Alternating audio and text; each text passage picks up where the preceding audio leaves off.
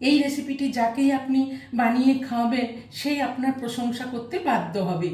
দেখেই বুঝতে পারছেন বন্ধুরা কতটা সুন্দর হয়েছে। এই ডেজার্ট রেসিপিটি এতটাই নরম, সফট, মোলায়েম, তুলোর মতন হয়েছে যে মুখে দিলেই মিলিয়ে যাবে। আপনারা দেখেই বুঝতে পারছেন কতটা লোভনীয়, কতটা নরম, সফট হয়েছে। তো এই ডেজার্টটি তৈরি করে ফেলুন। হ্যালো ফ্রেন্ডস, মাদার কুক চ্যানেলে সবাইকে স্বাগত। আজকে আমি আপনাদের সাথে শেয়ার করব একটি নতুন ধরনের ডেজার্ট রেসিপি।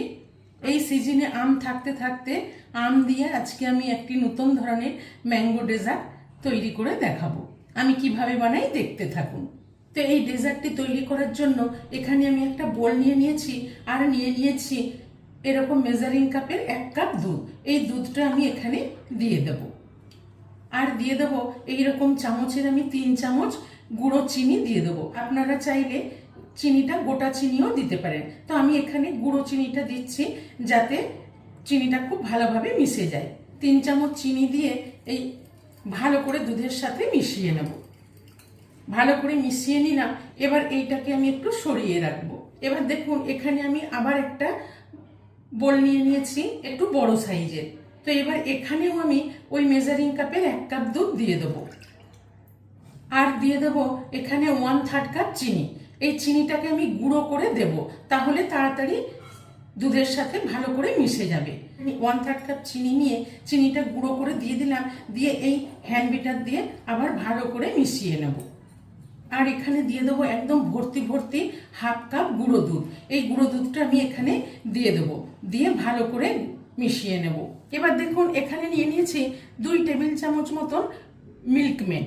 এই মিল্কমেডটাও দিয়ে দেবো এখানে। দুধটা আগের থেকে জাল করে রাখলে এখন কোনো গ্যাস না জ্বালিয়ে এইভাবে খুব চটজলদি এই রেসিপিটি তৈরি হয়ে যাবে। দিয়ে কনডেন্স মিল্ক আর গুঁড়ো দুধটা খুব ভালো করে মিশিয়ে নেব। এই হ্যান্ড বিটারটা দিয়ে ভালো করে ফেটিয়ে নিলাম। একদম স্মুথ ভাবে, খুব ভালোভাবে গুঁড়ো দুধটা মিশে গেছে। কতটা ভারী ভারী হয়েছে, এর স্ট্রাকচারটা দেখুন কত সুন্দর ভারী ভারী হয়েছে। এবার দেখুন এখানে আমি নিয়ে নিয়েছি 1 কাপ মতন আমের পাল্প। আমি একটা বড় সাইজের আমকে টুকরো টুকরো করে কেটে মিক্সিতে ঘুরিয়ে নিয়েছি। এই আমের পাল্পটা এখানে দিয়ে দেবো। তবে একটা জিনিস, আমি এখানে আমের পাল্পটা দেব বলে গুঁড়ো দুধটা কম দিয়েছি। আমের সিজন বলে আমি এখানে আমের পাল্প দিয়ে তৈরি করছি। আম না থাকলে আপনারা এখানে গুঁড়ো দুধের পরিমাণটা বাড়িয়ে দেবেন, যাতে এটা আরো ভারী হয়ে যায়, থকথকে হয়ে যায়। এবার আমি এখানে আমের পাল্পটা পুরোটাই দিয়ে দিলাম। এই আমের পাল্পটা দিয়ে ভালো করে মিশিয়ে নেব।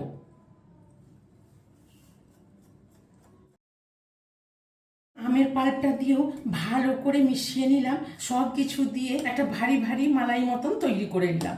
আপনারা চাইলে শুধু গুঁড়ো দুধ আর লিকুইড দুধ দিয়েই বানিয়ে নেবেন। মিল্কমেড হাতের কাছে থাকলে দেবেন, না হলে দেওয়ার দরকার নেই। তবে দিলে এই মালাইয়ের টেস্টটা খুব ভালো হয়।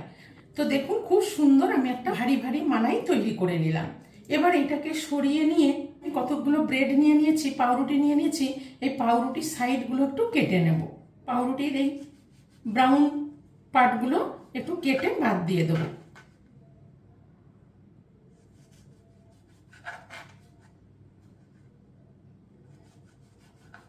একটা কেটে নিলাম। প্রত্যেকটা ব্রেডে এই ব্রাউন পার্টগুলো কেটে বাদ দিয়ে দেবো। সব ব্রেডগুলো এইভাবে কেটে নিলাম। এখানে আমি একটা চৌকো বোল নিয়ে নিয়েছি। আর এখানে যে দুধটাই আমি চিনি মিশিয়ে রেখেছিলাম আর একটু ভালো করে নেড়ে মিশিয়ে নিচ্ছি। ভালো করে নেড়ে মিশিয়ে নিলাম। এবারে এখানে এক একটা পিস ব্রেড ডুবিয়ে এপিটোপিট করে আমি ডুবিয়ে নিচ্ছি। নিয়ে দেখুন এইভাবে বসিয়ে দিচ্ছি। আবার একটা ব্রেড নিয়ে নিলাম, নিয়ে এইভাবে এপিটোপিট করে ডুবিয়ে নিলাম দুধের মধ্যে। নিয়ে দুধটাকে একটু ঝরিয়ে নিয়ে এইভাবে বসিয়ে নিচ্ছি।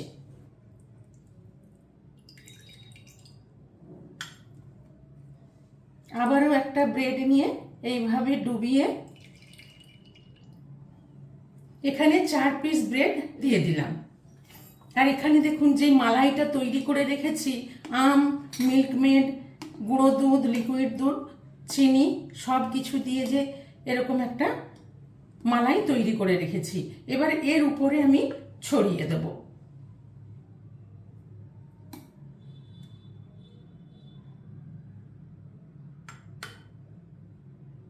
চারিদিকটায় ভালো করে এইভাবে আমি পুরোটাই দিয়ে দেব মালাইটা। চারিদিকে মালাইটা ব্রেডের উপর দিয়ে দিলাম, দিয়ে আবার ওই একইভাবে ব্রেডগুলো এর মধ্যে ডুবিয়ে নেব, নিয়ে আস্তে করে আবার আমি উপরে দিয়ে দেব। 1 কাপ দুধ পুরোটাই লেগে গেল। 8 পিস ব্রেড আমি এর মধ্যে ডুবিয়ে নিয়েছি। উপর থেকে আবারও এই মালাইটা ছড়িয়ে দেব। আমের সিজনে এইভাবে একবার আম দিয়ে এই ডেজার্টটি তৈরি করে ফেলুন। কত সুন্দর করে সবটা দিয়ে দিলাম। এবার উপরে আমি কিছু ড্রাই ফ্রুটস দিয়ে দেবো। এখানে একটু কাজু কুচিয়ে নিয়েছি, আমন্ড বাদাম আর পেস্তা। তো এইগুলো আমি আস্তে আস্তে চারিদিকে একটু করে ছড়িয়ে দেব।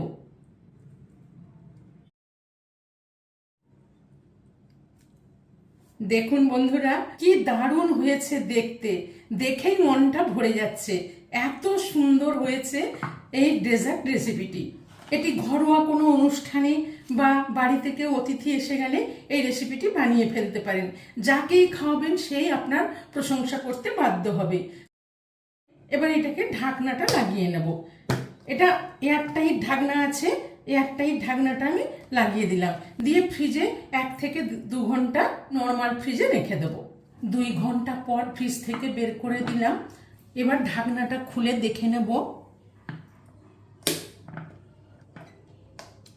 দেখুন বন্ধুরা, দেখেই বুঝতে পাচ্ছেন কতটা সুন্দর হয়েছে, কত লোভনীয়। একদম নতুন রেসিপি ম্যাঙ্গো ডেজার্ট খুব সুন্দরভাবে তৈরি করে নিলাম। এটি খেতে অসাধারণ হয়। আম থাকতে থাকতে এই সিজনে তো এই ডেজার্টটি তৈরি করে ফেলুন।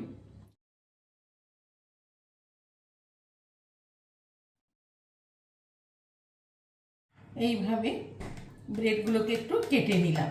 এবারে আমি এখান থেকে কিছুটা তুলে দেখাবো। দেখুন বন্ধুরা, কতটা সুন্দর হয়েছে, কতটা লোভনীয় হয়েছে এই ম্যাঙ্গো ডেজার্ট। এবার আমি এখান থেকে একটু কেটে দেখাচ্ছি আপনাদের। দেখুন বন্ধুরা, কতটা লোভনীয় হয়েছে। এই ডেজার্ট রেসিপিটি এতটাই নরম, সফট, মোলায়েম, তুলোর মতন হয়েছে যে মুখে দিলেই মিলিয়ে যাবে। তো দেরি না করে চটপট এই রেসিপিটি বানিয়ে ফেলুন। তবে এই রেসিপিটি ফ্রিজে রেখে ঠান্ডা ঠান্ডা পরিবেশন করবেন। এটি ঠান্ডা ঠান্ডা খেতে অসাধারণ লাগে।